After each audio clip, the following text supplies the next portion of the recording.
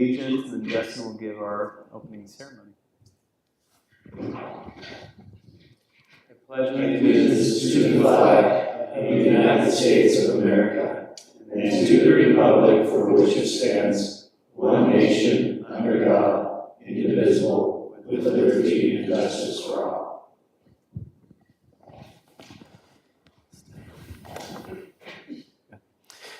Heavenly Father, we're grateful for the opportunity to meet this evening as a planning commission to discuss the needs of the city.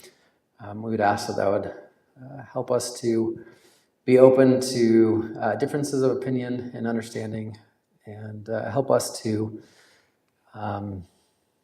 make decisions that will benefit our friends and neighbors here within the city of Fruit Heights. We're grateful to live in a wonderful community where we have good friends and neighbors, and we say these things in the name of Jesus Christ. Amen.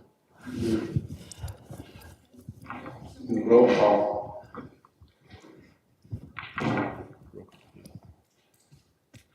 Commissioner Lee Farley. Commissioner Clark Moss. Here. Commissioner Heidi Murdoch. Absent. Commissioner Justin Ryan. Here. Say that again, sorry. Chairman Kevin Colton. Here. And Councilmember Mark Kochek. Here. All right, and we'll go ahead. There is the opportunity for public comment. Unless Jeannie has something to say, I think we'll go on from there. All right. Let's see. So we'll go ahead. We'll review and approve the Planning Commission minutes from our April meeting. Did anyone have any comments or feedback on that? I gave Haley just a couple items, so I just redlined it and gave a copy to her. So. Oh, okay, very good. And Haley, you have that? Yep. Okay, very good. Anybody else, Clark, anything? Yeah, I wasn't able to make the April meeting, so Oh, right. I really refined me. Okay. All right, do I have a motion to approve the meeting minutes? What were the changes? No, they were mostly grammar. Okay, great. So I'll make a motion to approve the Planning Commission meeting minutes from April 29th, 2025. Do I have a second? I'll second. All right, all in favor? Aye. Aye. No opposed? Okay. So a couple items of business. We have the outdoor lighting that we'd like to talk about, as well as sport courts, and then height of fences and maximum coverage of your rear yards. So just over the last few months, there's been some issues with fencing, mostly pertaining to corner yards, and where the fence should be set as far as the setback. If you read through the ordinance, it states that where there is no curb and gutter, fences must be set at least 9 feet from the back edge of the street right away. I think that needs to be defined a little bit better. Is it going to be are we using the street right away, which would be 9 feet probably back of sidewalk and then another 9 feet from there? Because if you're using the right of way, are we going to go back of curb? Are we going edge of asphalt?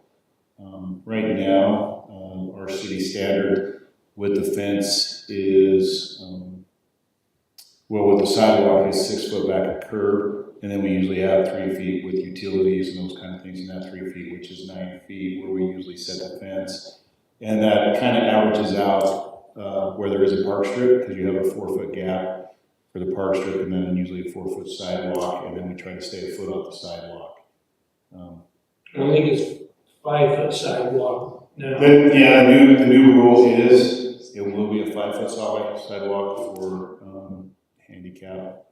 It's the new ADA requirements. So I think this ordinance needs to be a little more clearer This was it's been a big issue, especially for the last few months with the pool going in the house and the fence and able to see up the street and those kind of things, so. Just a question, so sidewalk is gonna get bigger. Existing houses where it's already installed, we're gonna have 4 foot. But I guess that could change. Does that mean if a house is with the fence in, I guess that's what you want to address. Those are the things we need to address. We also need to address so it's more clear when people are reading this or residents are going through this process, that there is that understanding that it's being measured from the same spot. Now, the majority of the time, you're not going to have an issue if it's in a backyard. And usually on a side yard between homes, you don't have that issue.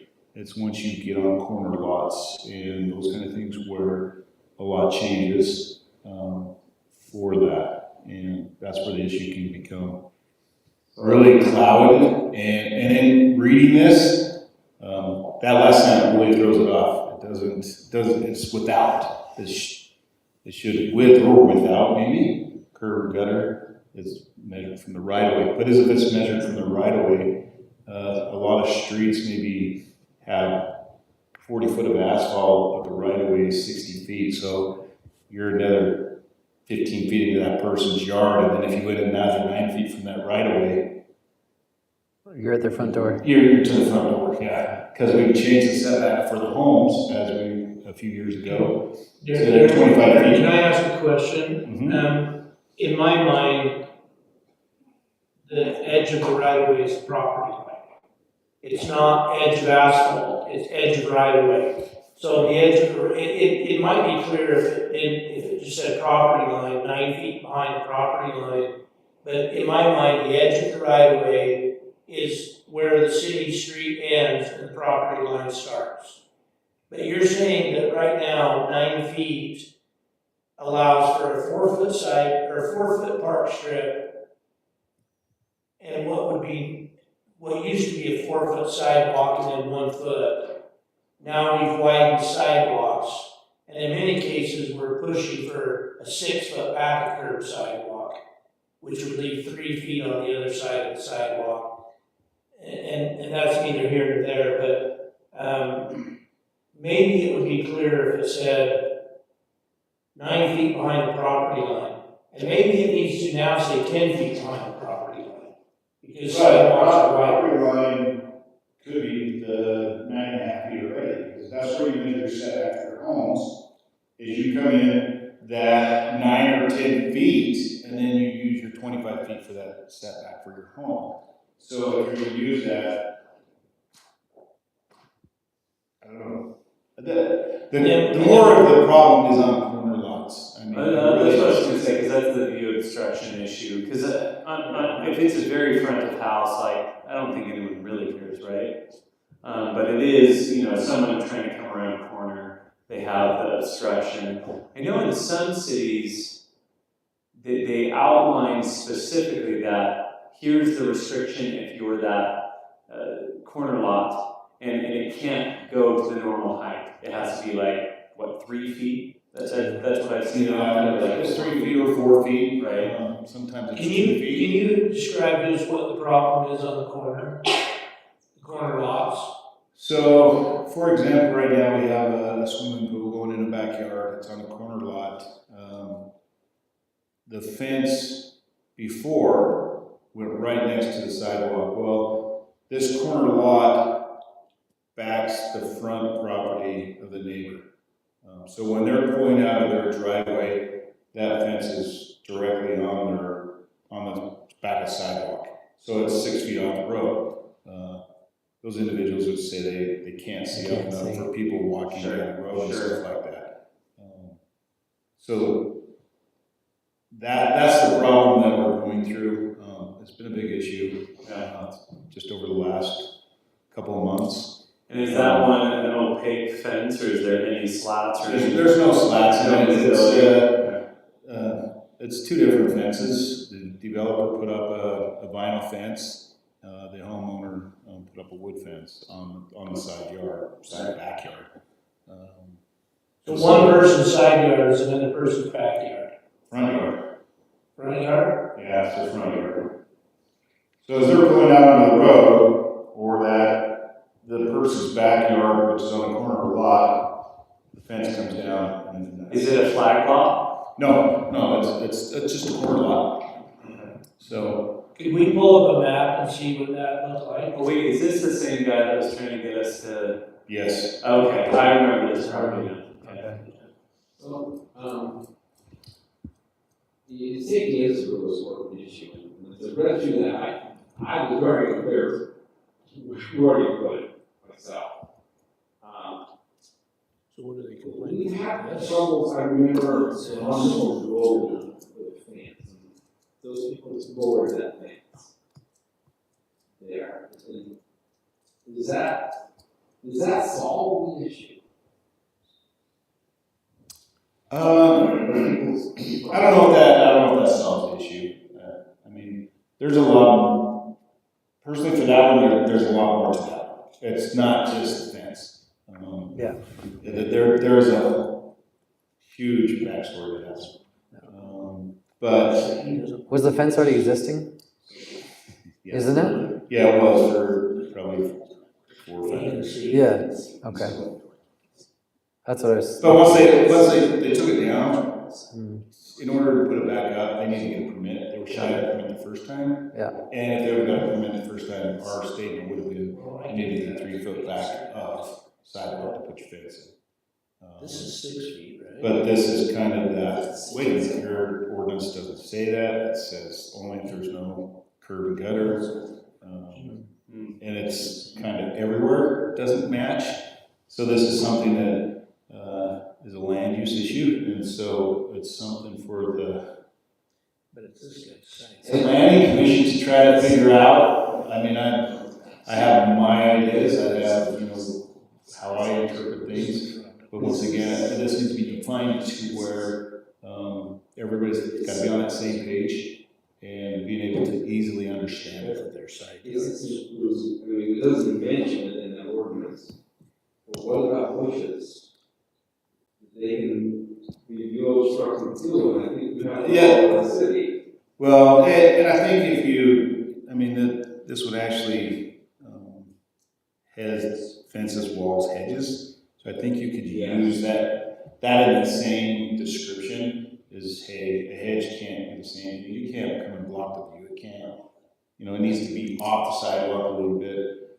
For purposes of this section, after it says no fence, wall, or other similar device, we can throw in a parenthetical and say collectively fenced. And then thereafter, the reference to fence covers that full range. That's a good point. There's a lot of hedges that. That's the same thing. Yep. Issue. I like that as a solution.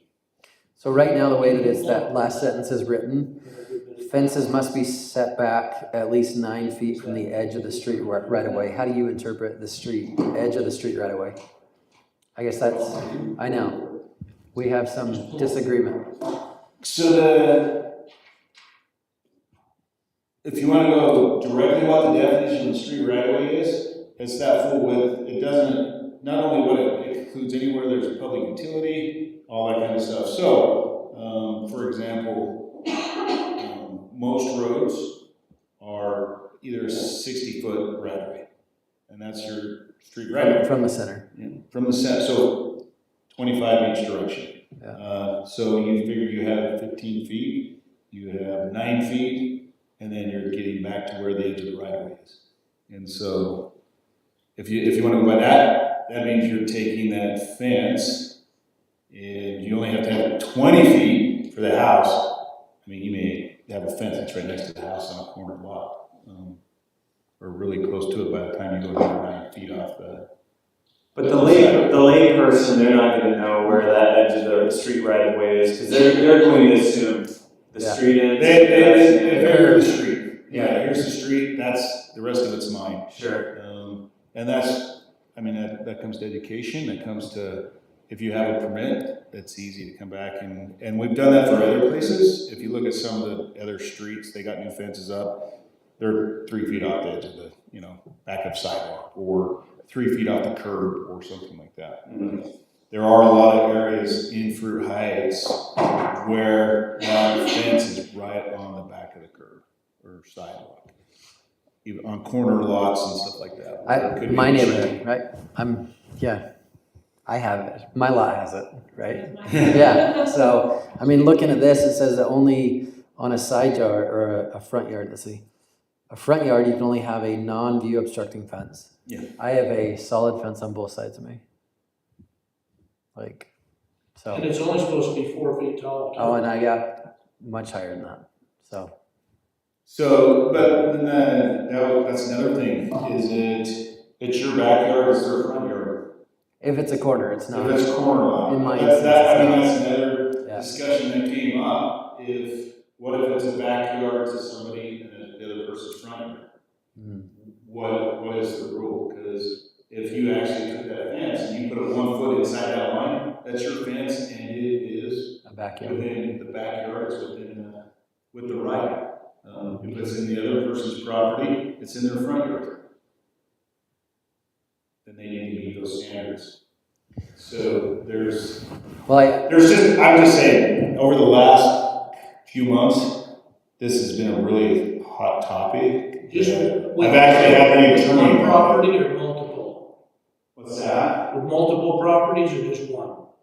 The one has really, the last issue has really created it. But I actually had the attorney involved in this one.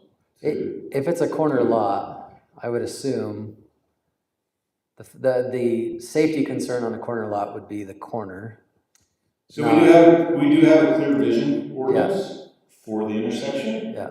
Where within that 40 feet of both directions of the center line of the intersection, there's should be nothing between 2 feet and like 10 feet. Yeah. Which takes that into account. But there's not really ordinance anymore for driveways where you have to keep your own driveway clear so you can get out. Yeah. We don't have that ordinance anymore.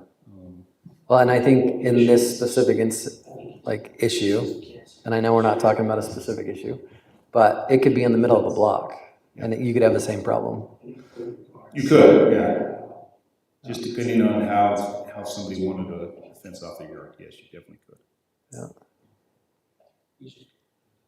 So. So this is one I'm asking the planning commission to kind of think about, consider, look to other communities. And I will tell you, looking at other communities, it is a challenge with their fencing stuff. Everybody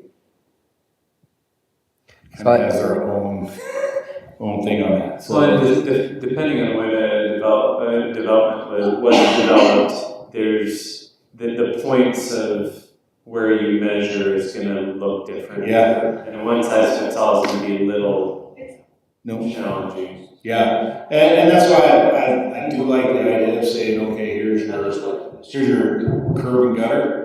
If you're 9 feet from back of curb and gutter, that should cover the majority of your sidewalks, because our standard right now, our current standard is 6 feet back of curb for our sidewalk, so it leaves 3 feet. And the older sections, if they have the park strip, it's 4 and 4. Where do we not have curbs and gutters? Where is that? We're getting to that point to where almost everything is curb and gutter in the city. Okay. Are you guys okay to see the offending property, or is that gonna offend you? No, She's got, I think you can see it a lot better. now if it's my house, just give me a heads up. Are you okay to look at it Yeah. objectively? Yeah, that's helpful. Pull it up, Haley. Well, Jeff, one question that she's doing that. Is it, you said so many feet from the property line. Do we have any places where the right of way goes into the property still? Yeah, and that could be, we have places where the property line goes out to the center of the street. So that's where the right of way, the way it's written with the right of way, kind of fixes that. Does everybody understand where the edge of the right of way is? Maybe not, but It's different on all streets. If you say curb and gutter though. Curb and gutter is an easy way to stand. Yeah. Yeah, can you describe that? So currently, this is where we're kind of having an issue right now. This fence extends and goes right back of sidewalk. And that's his side yard, this is his backyard. but the fence is in his side, well. That's another, we're not Okay, going into that. okay, That- I get what you're saying. Okay, so this is his front yard, this is his backyard. Line of sight coming out of the driveway, is hard to see on the side. So I had that exact same situation. He's got 6 feet. I know that. So, the house across here, when they came in and got a building permit or a fence permit, stuff like that, we said, this is how far it's set. So their fence is 3 feet back, or back sidewalk, or 9 feet back of curb. Working with our city attorney, we came back to, yes, somewhere from between the edge of asphalt to where you started. But the actual right of way, if you want to look at the actual right of way, it's 30 feet right here. So you took center road, you come over 30 feet, and that's about right here. So he would be, And then if he had to go another 9 from that 30 feet, he would be right there. So I don't know if you Did the want attorney to. say the fence is illegal? It's illegal because there was no building or fence permit to have that portion installed. And see, so let's step back for a second, just thinking about this. The stated issue with the fence is these guys didn't see coming out of their driveway when they're pulling out. Now, I don't buy that. They've got a 6-foot sidewalk here. You can nose your car right up to the edge of the street and see up and down that street fine. But let's just say that that's the issue. I've seen this in other ordinances, and we could implement something like this. So just like Darren described, you've got this clear vision triangle on the street corner, that you can't have anything in that corner.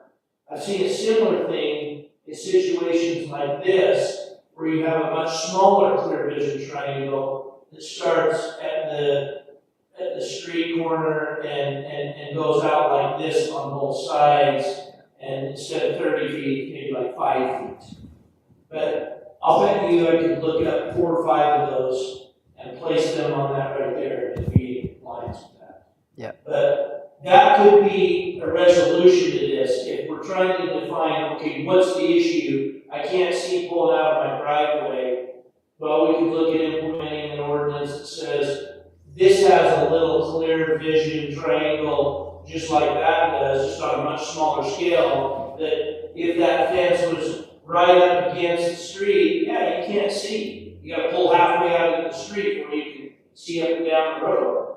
So we could look at some examples like that and see how we can apply that. But what Darren is saying, But to it's Travis, impossible to apply one ordinance every situation. I mean, there's so many. well, I think you apply this to a corner lot. You can be a little more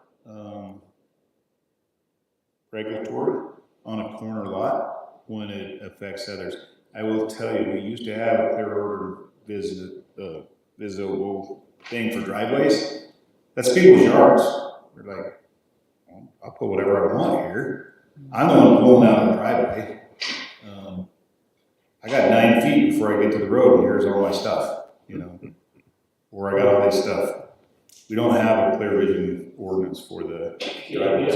We had one, and it was removed, and everything went to just the intersection of the roads. So For we used safety. to have. We used to have. would we be able to accomplish it if any fencing that's in front of the house And again, in front is very, big, front or side fences that they have to be, like you can see through them, they're non-privacy fences. Non-view obstructed. Yeah, In this instance, I don't think it would, because their back fence is the problem. yeah, I guess that's what's tricky, this is just unique. I think the other side of this coin is to say you can't have your driveway then. You've got to reshape your driveway to give you that view, right? You can't come down the property line. Yeah. I'm not, He'll say that my driveway was there before. I know. The houses were. absolutely. I just think, right, people are always going to complain about something. So we have driveways to the property line all over the city though. Exactly. And But we have this too all over the city. we have, yeah, and I think that our world keeps changing. And yes, they probably have vision to the road, but we have a lot of scooters buzzing around that. And they scare me. Yeah, And they come right down the sidewalk. And they can be as fast as cars. Well, in this instance, I think the fence used to be a wrought iron. It It was see-through. No, it's a solid wood fence, you can actually see the brown. That's the fence. But the It's original been there for years. fence, the original fence, was it see-through from the developer? This fence is vinyl, right? Yeah, so, And this is wood. Okay. yeah, so, when the developer put this in, as you can see, the vinyl fence, they stopped it right here. Right after they built their home, they came in and then built this fence. do we have a viewpoint from like a couple feet? The other side is their approach to it, right there. So it's like 15 feet to the corner of the Like, 'cause fence. it almost looks like it curves, but I can't tell from this angle. It's pretty. It's square, this is square, Got it. so it's just square, goes up, square. Okay, here we go. That's So, and you got probably 15 plus feet right here. yeah, I'm less concerned about it. I was thinking it was right up against the driveway, because then you're like, yeah, you absolutely can't see anything coming your way. That doesn't seem that bad, actually. It doesn't to me, just looking at it right now. Now, move this down the road. If they develop that property, and somebody builds a house on that lot, and they want to put their driveway on that side of the property, then it becomes an issue. And I think we have to look around our city and see how many of these cases we really have. And we as a planning commission, gotta take that on, and go around and take a few pictures. I'm just seeing my kids on their electric scooters. I Test shot fences, see if they get hit. I mean, as far as a staff recommendation, and what we have tried to do in multiple areas is to be the 9 feet at the back of the curb. With that opportunity, that gives the opportunity for utilities to go in, fire hydrants, and there's something there. And You can drive a lot around the city And you and see. say no fence in that 9 feet? No fence? No fence, and to have a fence, you have to be 9 feet from the back of the curb. So for him to be in compliance with that, he'd have to move that fence 3 feet? So the original fence was in compliance with that? No, that's the original fence. I mean, the vinyl. The original- vinyl, that's where they stopped the vinyl, Okay. when they did the development. But Because that's the backyard. The 9-foot rule doesn't apply here because there's a curb and gutter, because the 9-foot rule applies where there's no curb. No curb and gutter. So where there's a curb and gutter, you've got 2 arguments to look at. Is this fence in his backyard or his side yard? You can make both arguments. Yeah. You can say it's part of his backyard because it's in the 25 feet as part of his backyard. You could also make the argument that it's part of his side yard if his side yard runs all the way along the entire side of the property. Well, then we just So have they to just did define. that to that neighbor right there then, because you could say the thing about that, that's their side yard that comes all the way up to the street. I don't think the issue is whether or not it's the front, the backyard, or the side yard. I think the issue and the stated purpose, don't lose sight of that, is this guy claims he can't see driving out his driveway. And so if that's the case, how would that fence need to be modified so that he could see? And that's where you can have this clear vision piece, because wherever you place that, it is a definable thing. I'd like to go over there and just drive my car in and out of there. I think 6 feet is plenty of room to see out on the street. And let's just say that we apply the same rule that you do in the front yard, whereas if it's in the clear vision area, it can only be 4 feet, it has to be non-view obstructing. If that's only a 4-foot fence, and you cut 2 feet off of it, that 2 feet isn't even in the guy's field of vision. He's seeing much lower than that as he's pulling out here, unless he's in a great big jacked up truck. That would make no difference. If you cut 2 feet off that fence, it'd make no difference in this situation whatsoever. So His driveway's clear over here. If it was right there, maybe. I don't have a curb on our street, and I pulled up the map, and I have probably 2 feet between the edge of our driveway and the neighbor's fence, a shared fence, and the fence is probably about 4 feet tall. And it goes to within 2 feet of the street. And I can, you have to creep up on it. I don't go blowing into the street, but you can see, So I agree. I don't think this is, I think they can see.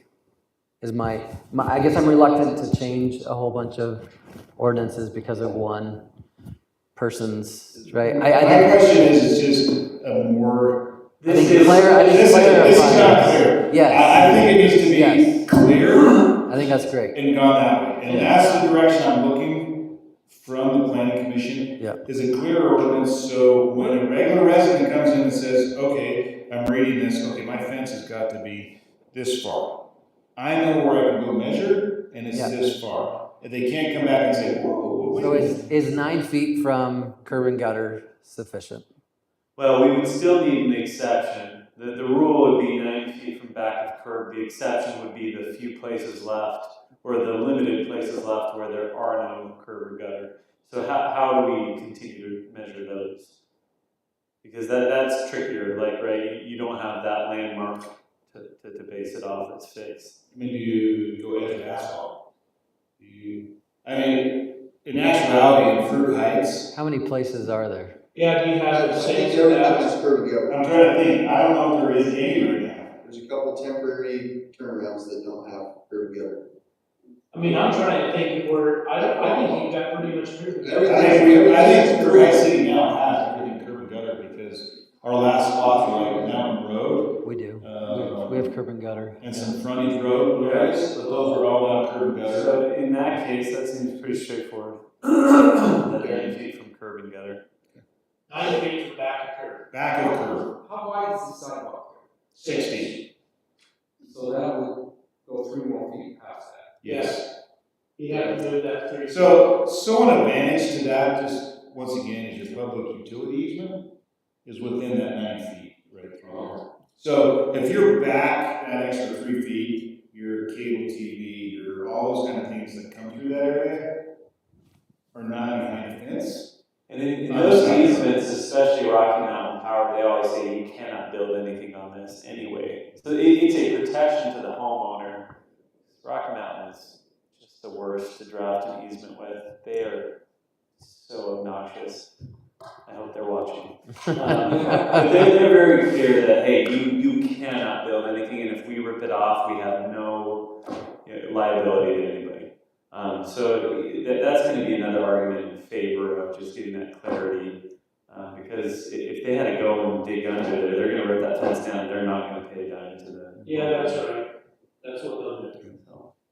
Now, I'm not trying to play devil's advocate, I'm on their side, but you will have residents that say, I would rather be taking care of that 3 feet on my backyard side of my fence than taking care of it out here against the street where I never use it.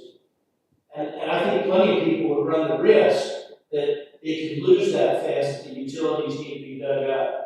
They'll risk that because the likelihood that that's gonna happen is very remote. So I'm just thinking of things that people argue about. Sure. I guess too, this is, I think you gotta define, is this the side yard or the rear yard? Because I would say it's not the front, if we're saying, but it is curb and gutter, so we're just saying, period, from curb and gutter on a corner, you've gotta be back 9 feet. Well, now here's the question, isn't he gonna be grandfathered in? Or is it because he didn't get that permit? We- So he did not get a permit.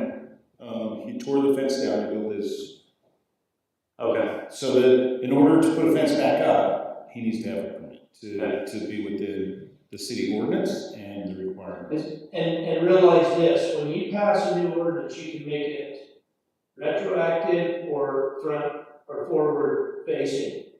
And you can do it either way. But what's the point of doing it from here on forward when you've identified the problem you're trying to solve if it's not retroactive? And I don't know if you're even solving the problem. I think that's the point, right? Are we solving a problem though? I think that's the biggest point. Yeah. Are you solving a problem? I think the problem is just adding clarity. well, That, honestly, I will tell you, that's what if this was more clear, this would have been solved immediately. right. And the piece that is not clear, state what you say is not clear.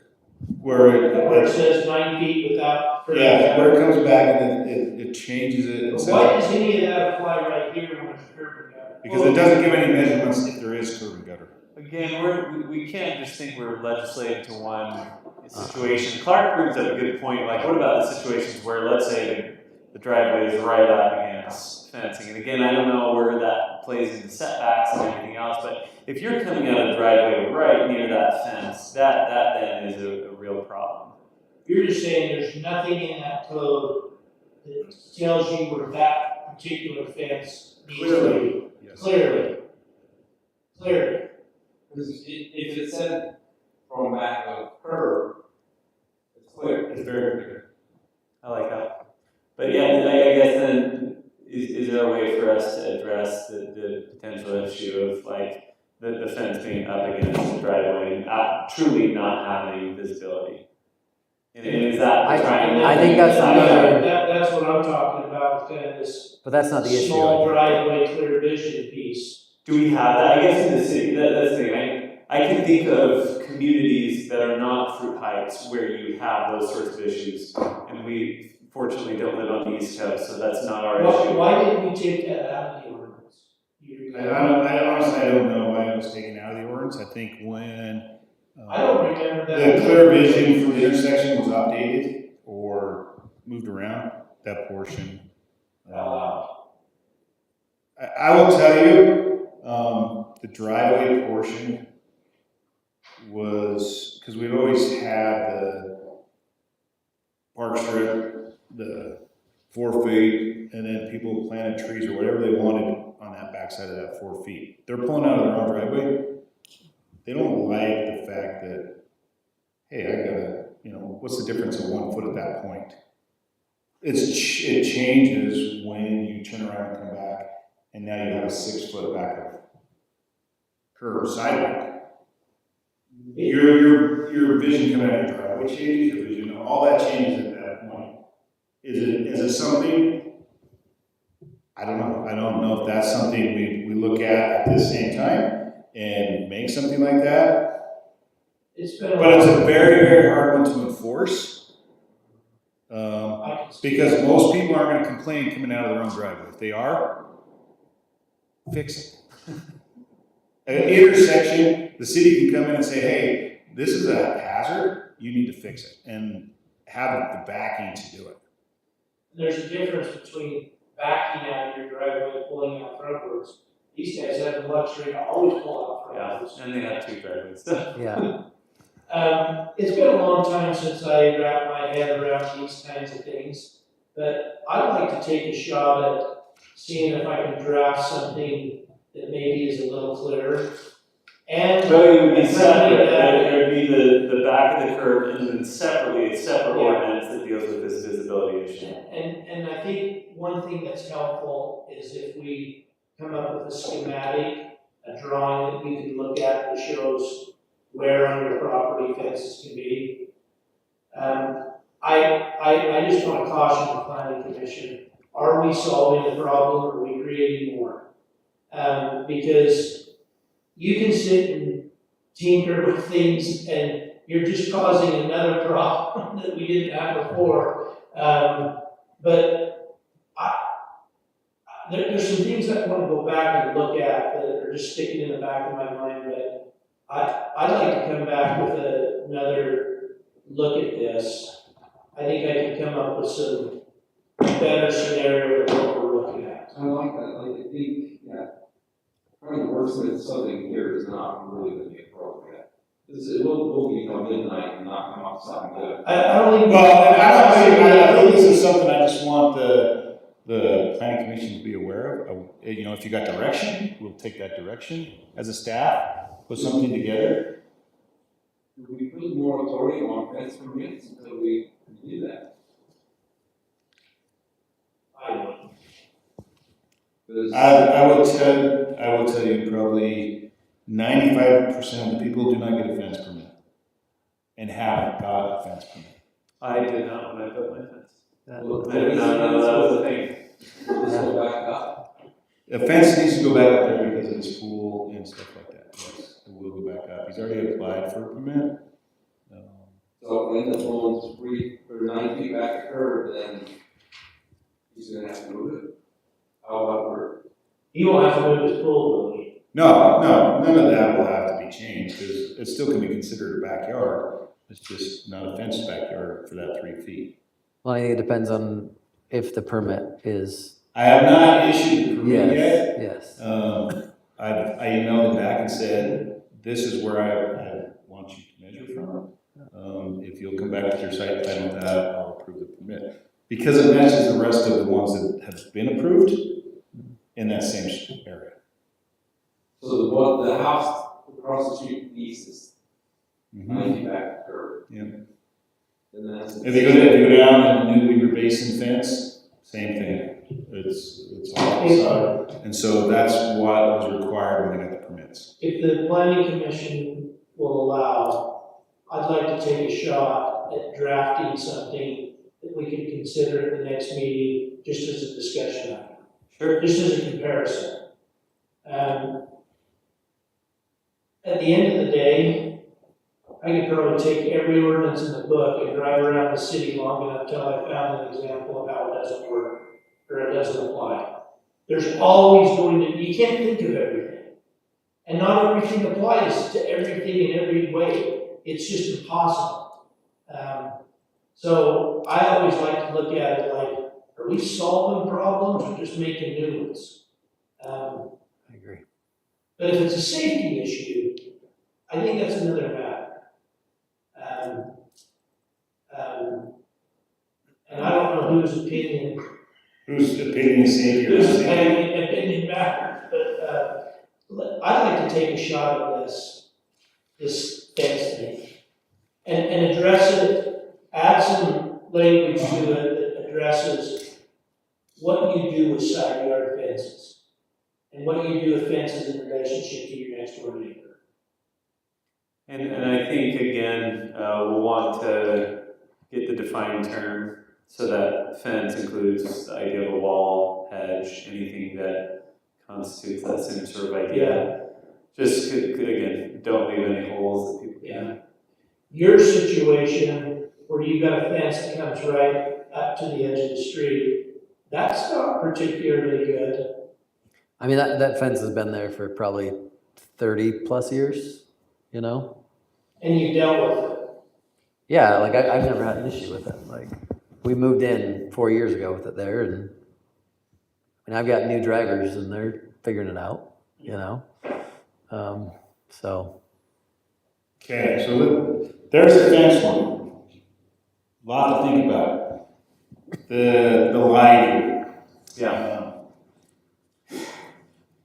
So I'm gonna go lighting, sports courts, kind of together on this one. Right now, our lighting is kind of with swimming pools. Yes, there's only with the swimming pools and, that does say just light up that area. Yeah.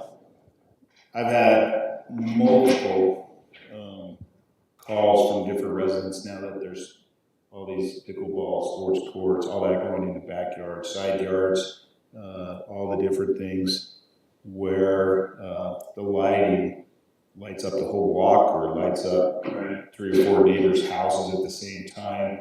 And I really don't have anything to go by as far as the sports court, for one. Is there requirements? Do we just say it's a concrete slab? They can put it wherever they want? Do we create setbacks for it? Do we do those kind of things for sports court, basketball court, whatever you want to say there? I think the bigger issue besides that is the lighting for those. Right. The pool ordinance does have a lighting saying that any outdoor lighting should be directed towards the pool and stay into your property and stuff like that. But we don't have anything else out there to go along with that for all the different things.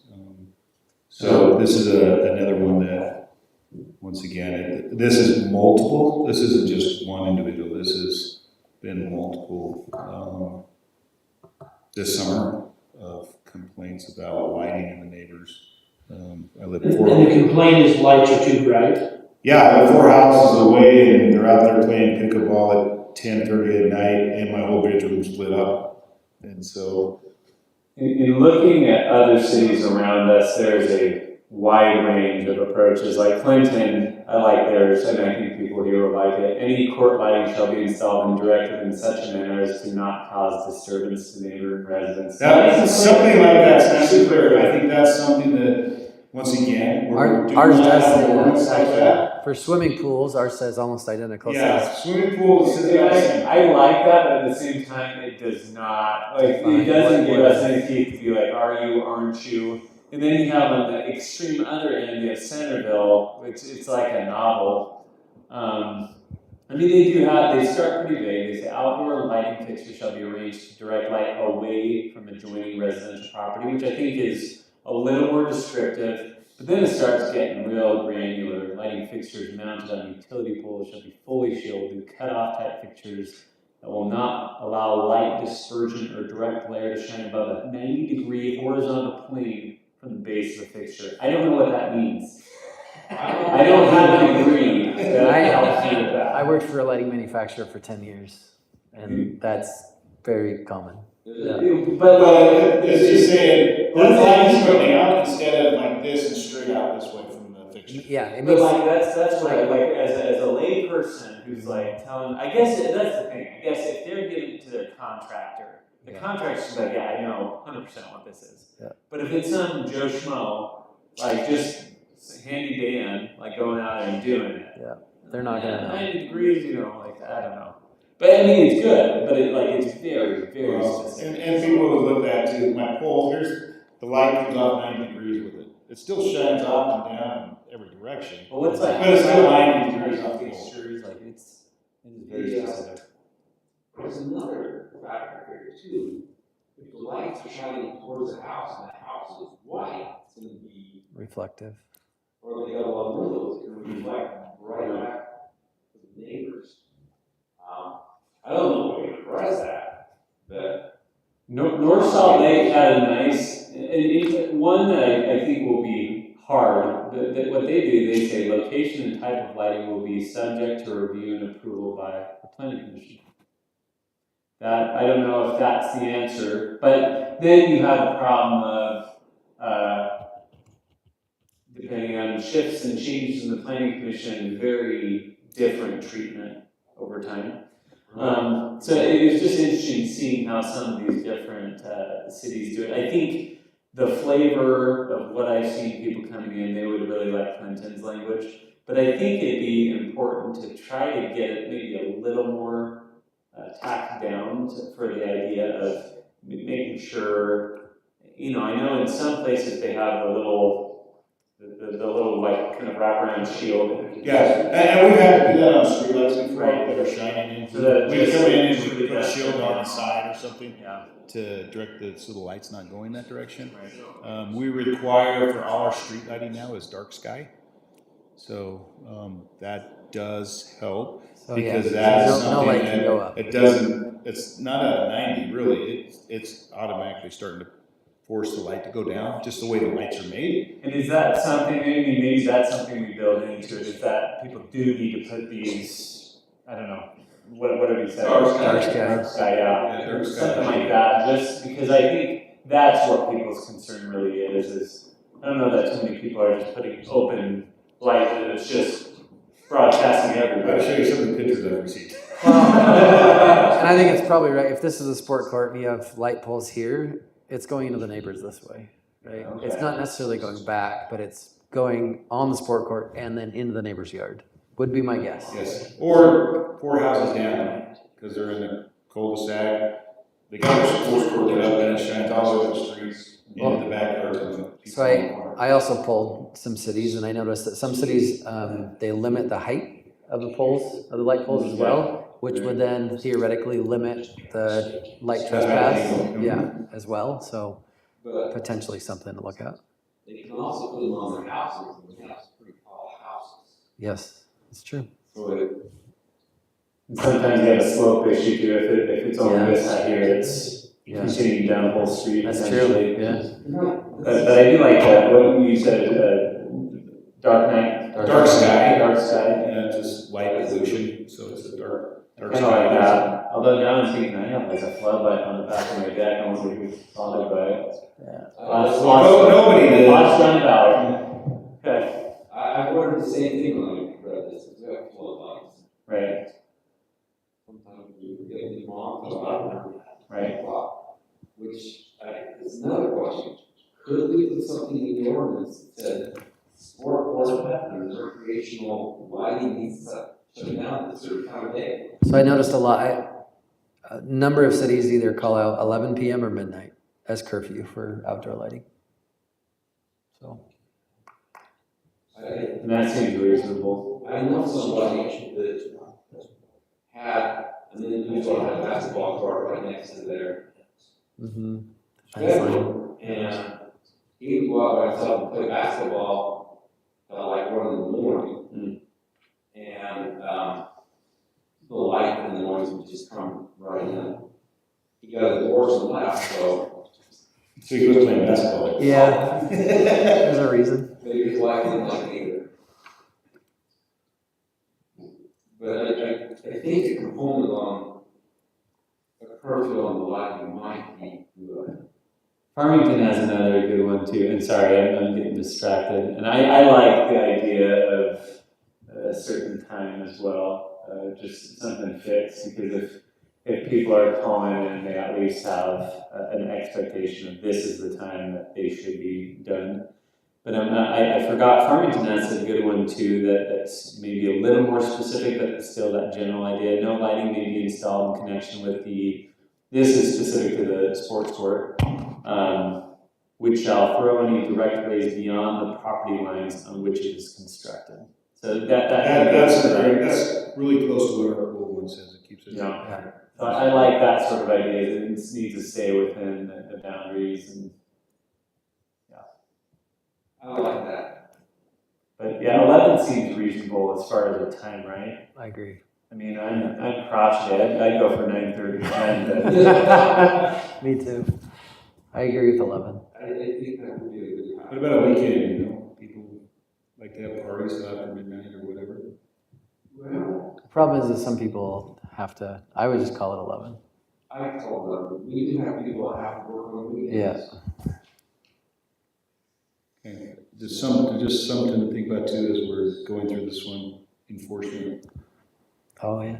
You know, we do have a sheriff's department that would call, if neighbors called and said, hey, our ordinance says it's after 11, they would probably come and, you know, say, hey, shut your lights off. But That gives them, enforcement is that part of it. gives them traction, They say, yeah, this It is code definitely number, does. yeah. So, but enforcement is one thing too, as we do any of these ordinances, making sure that the possibility of enforcing them, Yeah. not creating a whole bunch more work.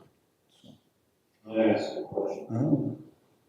We have a noise, is that 10 o'clock or 10:30, would a basketball or a pickleball noise be considered a noise ordinance?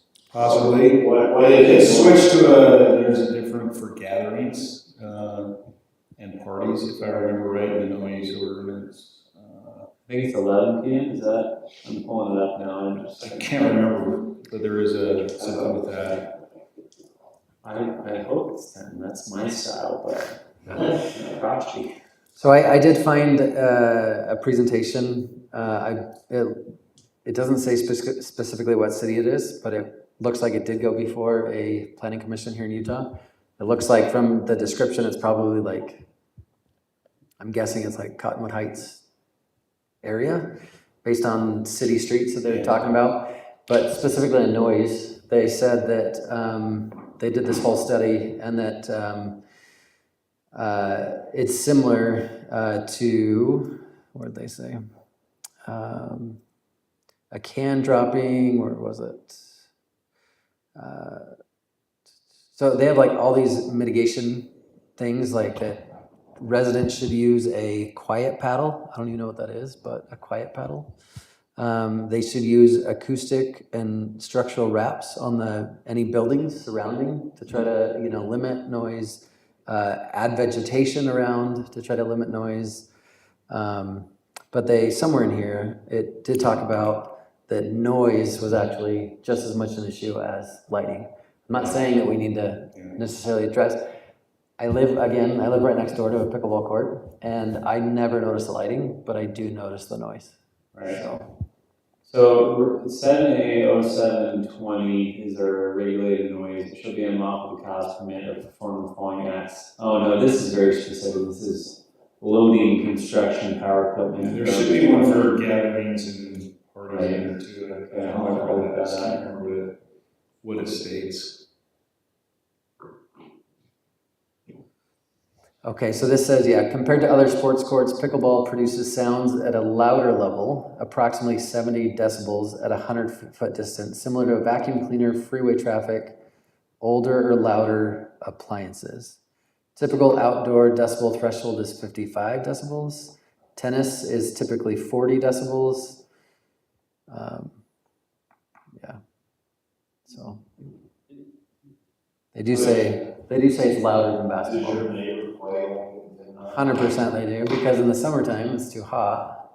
I don't think they're at midnight, but every weekend they're out there at night with the lights on playing. I think if we get into regulating basketball, and I think it's going to be so complicated that we're trying to regulate so much. I mean, I think we, the Davis County Sheriff, and said these people are making noise, and the answer back, well, what were they playing? Yeah. No, and I think that's part of this is we would just look at the lighting. Yeah. Lighting's one that's easy to see. I think You can pull out there and all the people's houses are lit up. It's easy to say, hey, your lights are not within the ordinance. the court takes time with the sound. If we tie it back, you said that I couldn't find the other ordinance about gatherings, but if we cross-reference it, just saying, noise shall be consistent with C, whatever. That could be a way to do it, and then it's just kind of streamlined. We're not worried as much about what kind of activity, but it's just essentially we're treating this the same as we would a gathering or party. You gotta shut it down at 10, 11, whatever it is. Kevin, what was the very first thing you read? That one was about like Clinton. Yes. That didn't seem to make the most sense. I like Farmington's a little bit better because that's the one where they said it has to be within, like the light has to only be directed, the direct rays of light need to stay within your property lines. Your property. Yeah, that's not bad either. Yeah, I wrote down Farmington's on this. Okay, so, What's the path forward? if there's something that one of the planning commissioners want to look at and kind of come up with something to bring, or is that something that they would prefer the staff to Do you want go to through? come up with some draft ideas together? Maybe we could cut it into pieces and each of us can tackle a piece of it.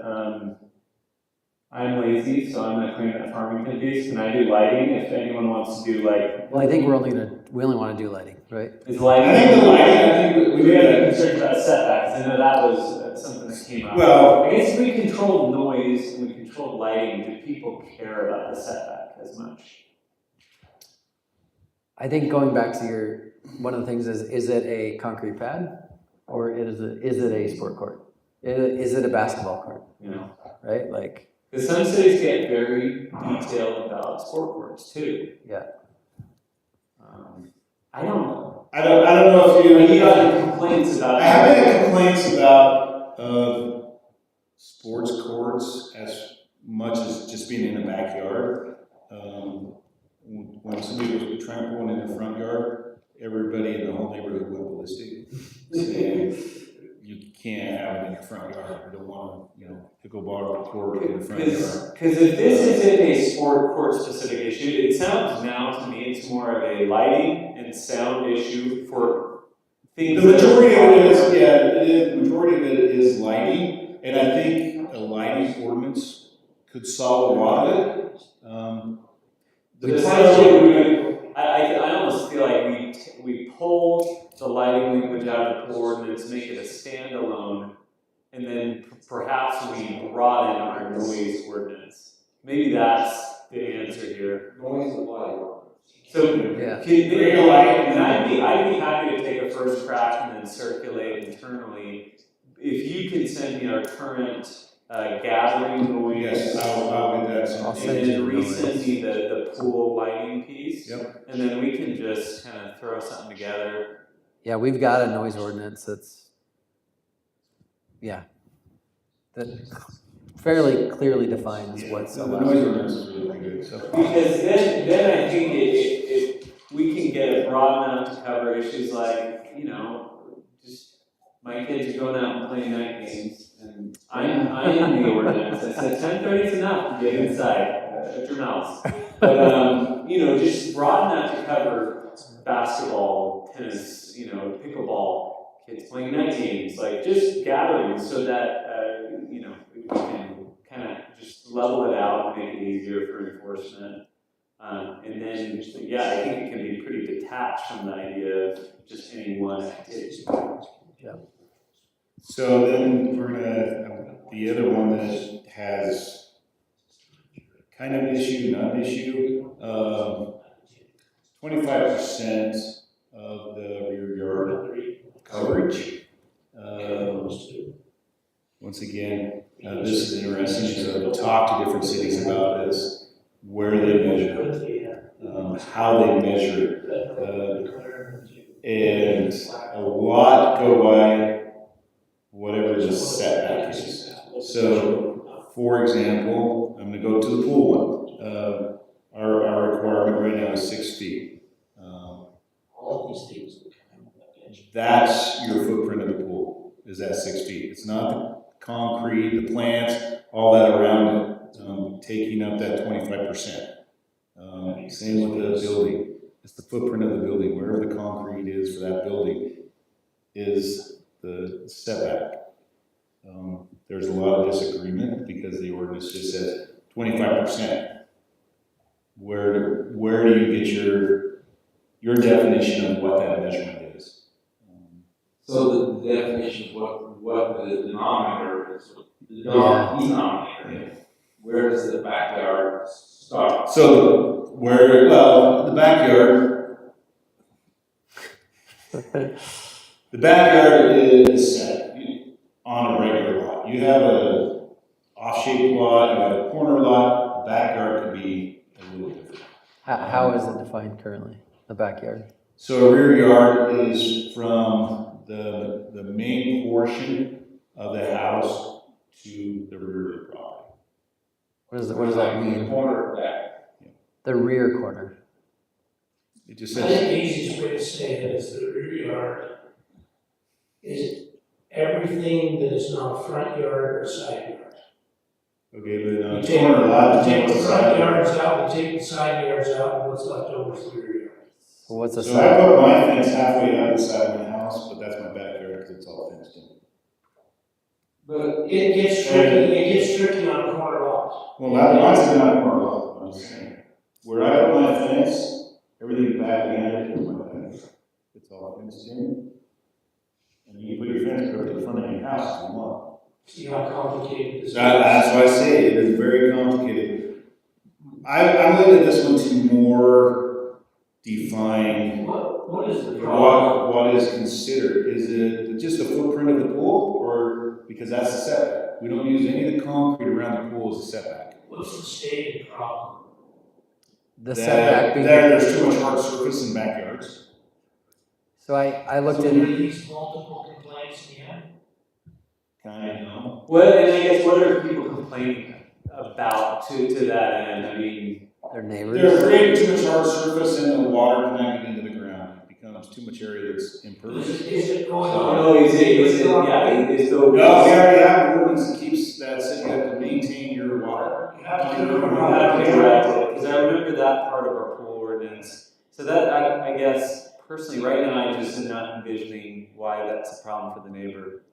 Well, Unless my water problem is. is it something we need an ordinance for? Or do we just take that out?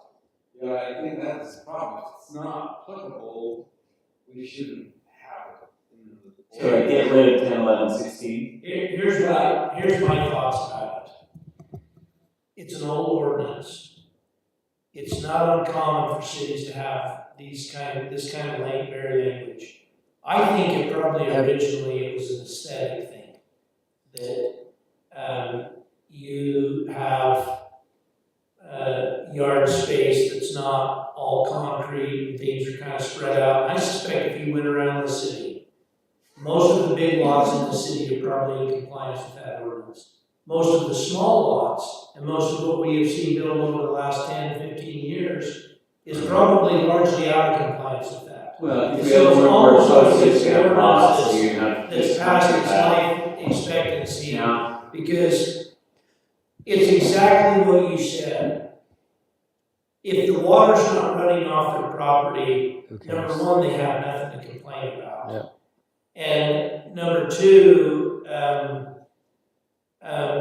hard surfaces does directly translate to more water getting into storm drain systems.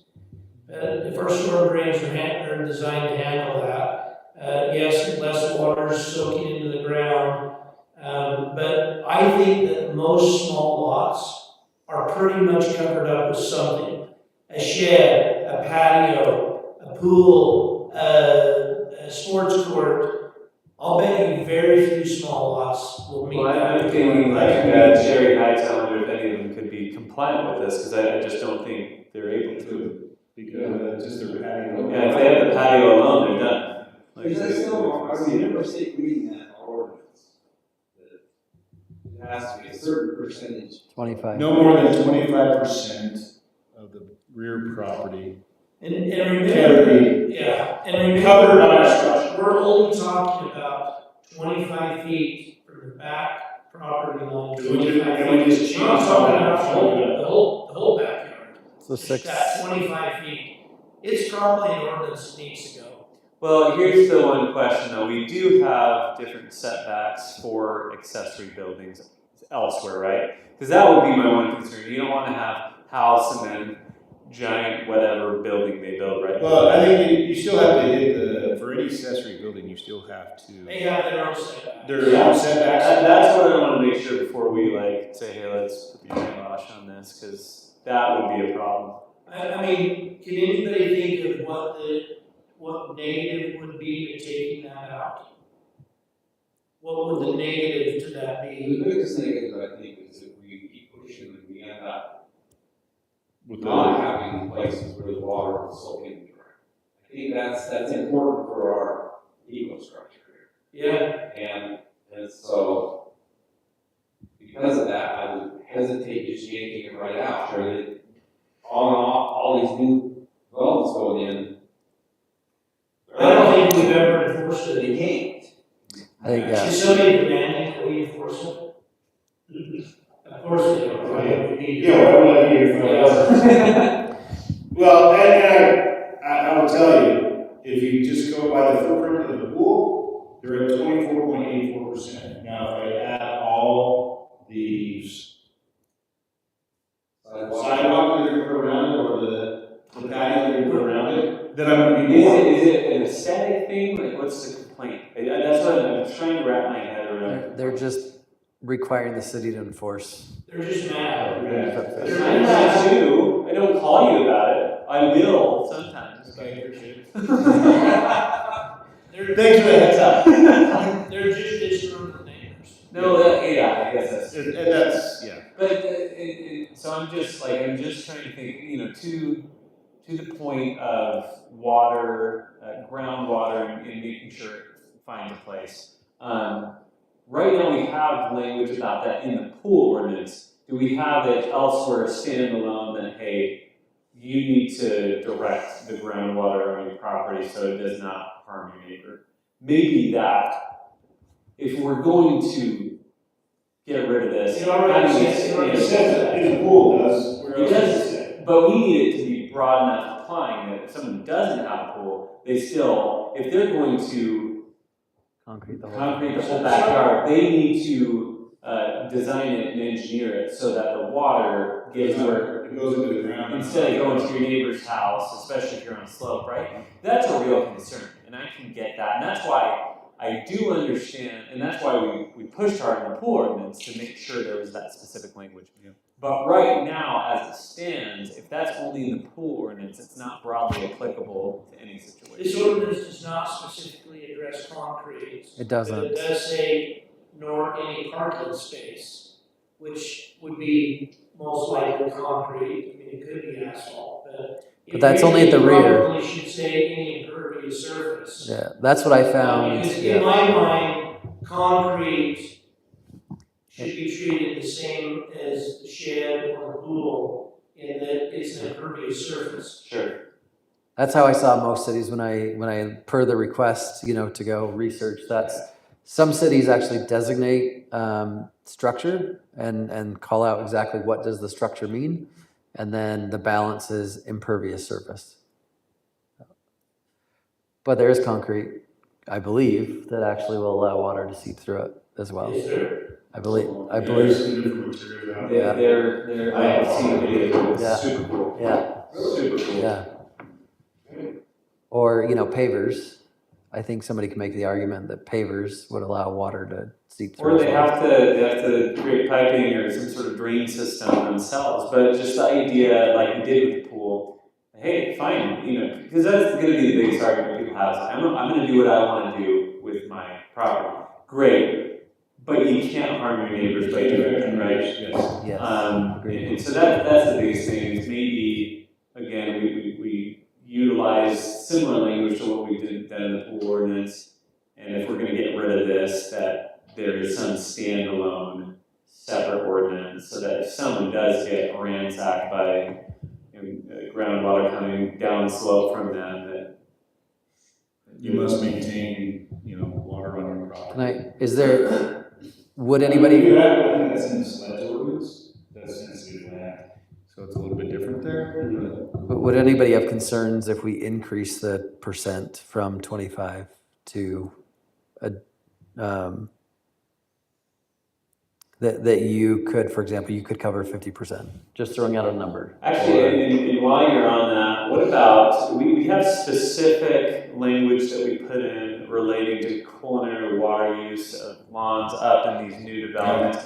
I could see there being much greater concerns of people downslope from up here. So that's one thing to keep in mind too, is So- perhaps rather than getting rid of, modifying. So Centerville specifically, they call out, it's anywhere between 40 to 60% based on the slope of the lot. Mm. Now, it's pretty detailed, and I'm not, but they do specifically call out different So you're amounts. suggesting we could go from 25 Graduate. to 50? I'm just- yeah. Right. Is there, 50% impervious surface. Because up there, 25% does make sense. yeah, agreed. Especially with past landslides and Yes. different things. That's a great point. Increasing it that much could take a pretty big impact on the storm drain system too. Yeah. Right. Do we know how close on the storm drain system at times? Say that again? Depends on the storm. Depends on the storm. So if we get a good rain storm, do we overflow? Oh, very Oh, good. yeah, we've blue manholes off and stuff before. I'm not, that's usually not from anybody's backyard. Because the majority of the backyards do not drain out to the front, they're just the backyards. Maybe, when we have subdivisions and on 8,000 square foot lots and smaller, we should require a larger storm drain collection system, anticipating that there's going to be more runoff because there's more impervious surface. It's just a natural thing. But if you can't get it from the backyard to the front, you defeat that whole purpose. But I like what Kevin's saying, that we put something that you have to retain. You have to retain it on the property. Well, or you direct it Or direct it to to the the storm drain Yeah. system without impeding or Yes. harming your neighbors. I mean, we already do, right? Don't we already, you can't allow water to run off your property to your. Well, that's a common law. That is a Utah common law, but it's not necessarily Yes. specifically. You remember we had the argument about splashing water out of the pool on the neighbor. Yeah. That was allowed. I hope we don't go back. What's the direction on that? Do you want the staff to take that one and go through that one and bring some? I kind of like what you said Centerville does, this graduated approach. Because I was thinking all down the valley, and if we have people up mountain, that's a different story. Now, if they're on sensitive lands, which are almost all the homes up here, Yeah, they already have a lot of requirements that they have to do with all their rain gutters, all their. Is that state? Is that state? No, that's in our sensitive lands. Oh, it's okay, got There is it. an ordinance for that, Okay. that they have to meet in the sensitive lands, which is law as far as geotech and all that kind of stuff. So we have that for those kind of areas and how they can landscape it, and all those things. Do we have other wacky slope situations that are not sleds that, I'm just thinking of, if we have a neighbor that's just up, I mean, even my street, like it comes down both ways, like. Right. I mean, You're at the bottom. Yeah, we're not the. Not the bottom. We're not the target, that's my neighbor, and I guess 20 years ago, water came down both and went right through their house. But I'm just trying to think of unique slope arrangements that do need some sort of extra care. Is that common? I think we're into, once again, for us to get to pretty much build out, we only have, 30, 40 acres. Yeah. Really left to develop in Fruit Heights. Right. And the areas are either going to be in a sensitive land zone, which is. And they have the controls in place already. Control, or they have a couple of orchards which are not that steep to where things can't be maintained, so. I do like the idea of maybe just increasing that and just say there is a certain amount that has to be able to take water into the ground, but you cannot have water. Why don't you let me take that one on too, and see if I can come up with So something. give us a definition of what the backyard is. Yeah. Yeah. I'll- that'd be helpful. I'll tell you, So I will tell you, our role in the backyard, because once again, you throw a corner lot in and talking to different building inspectors in different cities. The corner lot, depending on which city you're in, if that house, if it's just shifted a tiny bit, or if it's this, could mean a whole lot different than just a regular, and that's why there is that ordinance, trying to keep lots square, so you can define that. Right. But if there's any twist of a house or anything like that, it defeats out the purpose of that. So it's a lot harder to corner a lot where the majority of the other homes is deep. So just something to keep in mind. That's something we're gonna try to really define. my gut feeling right now is that increase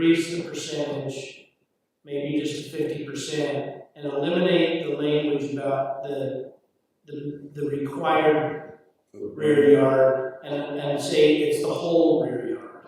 The whole rear yard can have 50% impervious surface. And then adding in that, pulling that pool language about controlling the water. Yes. No. And any impervious surface must be contained on the property, or directed into a storm drain. Yeah, I like that. Let me work on that one for next time too. Okay, so you're taking a crack at the fencing and the hard surface Yes. swimming pool. We'll work on the lighting, noise, and we'll get Shelley and Heidi involved too, get them on the exchange. And then the goal is to, like, when would you want to see our? I think we can have something, our next planning commission meeting, so that. Do you need like a week in advance, 2 weeks? If you can, get me before, at least the Friday before, so I can make sure everybody has a copy of what's being completed and what's out there. That's the time to go through, that way everybody has a chance to read it, everybody has a chance to kind of think about it for a few days, and then we have some good discussion. And our next one, we're looking at the 23rd, is that Yes. accurate? Okay. So maybe a goal, get you by like this, Yeah, 20th or something, okay. And then just a heads up, September 25th, we have a youth candidate night for the election. We'll be holding that at Berg Elementary that evening. So please get the word out to your neighbors and all that stuff to come and attend that. Gene, you gonna do that? Good. All right, thank you. This has been very, a lot of stuff to digest. And thanks everyone, great comments, great preparation, appreciate you doing that, Mark, as well. We just talk about one other thing. Sure. Months ago, we talked about chicken ordinance and how it doesn't apply to harbor residents. And I don't know if you saw, go back in May, I posted Oh, yeah. a resolution. If I could just pass this out, get everybody a copy, all you have to do is state that it applies to the RS 112. Oh, If it's on that, those that are between 12,000 and 20,000, that's the group that's excluded. So I'll get you guys a copy. I think it's a simple change. And maybe that's something we could slip in at the same time. now remember, where did we leave off? I feel like we talked about this. So the chicken ordinance did get approved, and we did RS10 and or R110, R112. But it doesn't mean. With that, we did not include RS12, which right now is allowed to have animals, but you have to be 20,000 square feet. Oh, so okay, that's where you're coming So from. It's the 20,000 square feet. So this is just covering that gap in between saying Yeah. you can't have chickens, just not the rest of the animals until you get to the 20,000 square feet. Okay, no, that does make sense to me then. I think that's a pretty straightforward change. You guys are alright and you're comfortable with it too? I don't know if you look. I agree. So yeah. Yeah, that seems pretty Yes. straightforward to me. I'll give you copies. And I think you already circulated for that. There's an email to all the planning commission, and I don't know if Jeff was on it or not. Was Shelley on the commission when Yeah. that happened? Was she already? Yeah, everybody was on there. Okay. So everybody should have got that email. If not, I will research it and send it back out. Yeah, I'd be cool if we can move that towards one of these upcoming meetings to, we probably need to get. We just need a planning commission, public hearing Okay. to add that because the ordinance changed. So. What percentage of properties that fall under that? That RS That 12. RS 12 is under? That's my neighborhood. I'm gonna say probably 45%, 50%, At least 50. at least probably 50% is gonna be RS 12, because that's a lot, whatever we always used to do. Just because there are a lot of lots that hit that 20,000 square feet in those zones, that we're able to have animals in one, but there's a lot of small lots in those neighborhoods. So the RS-12 is usually over 20,000. So an RS-12 is just, what is it, There's Quarter one acre, acre. minimum 12,000. 12,000 square feet? Oh, okay. Is the minimum. 20,000. Yeah, but then they go up bigger than that. What's the approximately 20,000 square foot? Just a little Take less. up 45% of. Oh, okay.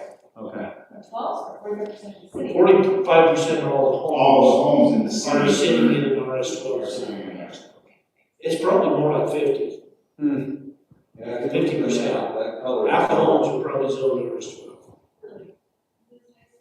It's quite a bit of the city. If you just go in and look at the map and kind of just, 0.45. yeah, it's a lot of the city. Actually, this will help clarify for a lot of people. Yes, That's- I agree. Good work on it, thank you. Thank you for I mean, doing for a Yeah. long time, it was kind of the main zone, everything was in that.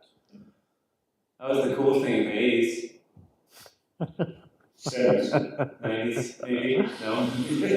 I guess 90s. 90s is there's 90s more rules, so nowadays are changing. I don't like animals anymore. 80s, 90s. When we stopped being an agrarian culture, sad days. Okay, all right, no, that's great, so yeah, let's get that queued up, that'd be awesome. Any other business items that, we'd like to discuss before we close out? Very good. Awesome. Well, upcoming meeting next month, September 23rd. We'll work on our piece, Jeff will work on his pieces, and we'll get geared up for that. And then I'm happy to take a motion, adjourn. Make the motion. I'll second. All right, all in favor? Aye. Okay, thank you, everybody.